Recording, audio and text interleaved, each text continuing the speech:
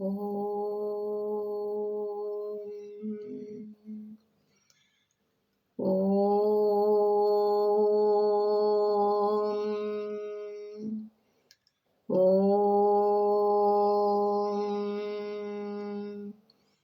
శ్రీ గురుభ్యో నమః.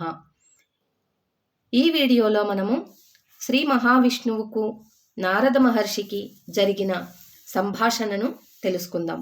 ఒకరోజు శ్రీ మహావిష్ణువు తన అర్ధాంగి అయిన లక్ష్మీదేవి సహకారంతో ఒక జాబితా తయారు చేస్తున్నాడు. ఆ జాబితా అనుక్షణం భగవన్నామస్మరణ చేసే భక్తులకు సంబంధించినది. ఆ జాబితాలో నారద మునీశ్వరుని పేరు మిగతా భక్తులందరికన్నా పైన ఉంది.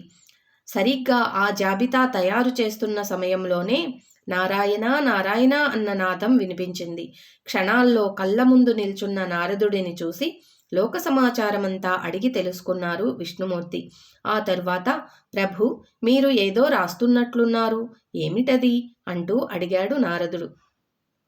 అందుకు సమాధానంగా, నారద, కొద్ది రోజులుగా అహోరాత్రులు దైవస్మరణ చేసే భక్తుల పేర్ల జాబితాను తయారు చేయటంలో నిమగ్నమై ఉన్నాము అన్నారు.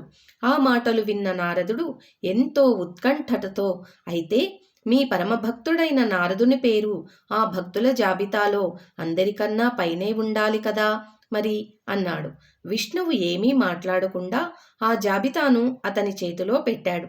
తాను అనుకున్నట్లు నిజంగానే ఆ జాబితాలో అందరికన్నా పైన తన పేరే ఉంది. మహానంద భరితుడైన నారదుడు ఆ జాబితాలోని మిగతా పేర్లన్నీ చూశాడు. అయితే అనుక్షణం భగవన్నామస్మరణ చేసే హనుమంతుని పేరు మాత్రం ఆ జాబితాలో ఎక్కడా లేదు. ఆ విషయమే తన స్పందనను ఎంతమాత్రం వ్యక్తం చేయకుండా విష్ణుమూర్తితో సెలవు తీసుకున్నాడు నారదుడు. ఆ వెంటనే గగన మార్గంలో హనుమంతుని నివాసానికి చేరుకొని శ్రీ మహావిష్ణువు తయారు చేస్తున్న భక్తుల జాబితా విషయం చెప్పి, అందులో ఎక్కడా నీ పేరు లేదని చెప్పేశాడు.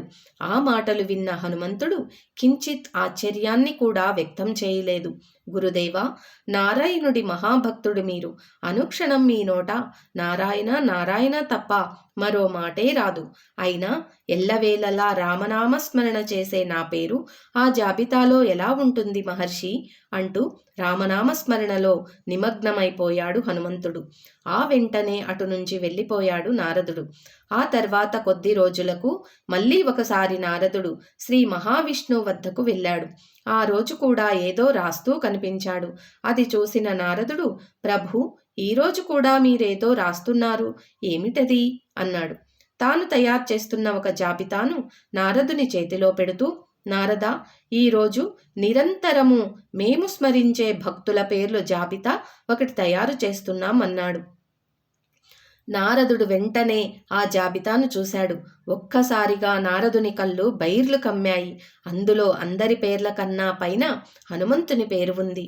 పైగా నారదుని పేరు మాత్రం ఆ జాబితాలో ఎక్కడా లేదు.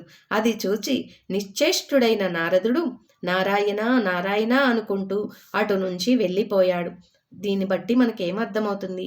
ప్రేమించటం కన్నా ప్రేమించబడటం గొప్ప అన్నట్లు ఎదుటివారిని మన హృదయంలో నింపుకోవటం కన్నా ఎదుటివారి హృదయంలో మనం నిలిచిపోయేలా జీవించటమే గొప్ప అన్న సత్యం నారదునికి నిదానంగా అర్థం కావటం మొదలైంది. ఓం స్వస్తి. ఓం శ్రీ గురుభ్యో నమః. ఓం జై శ్రీ కృష్ణార్పణమస్తు.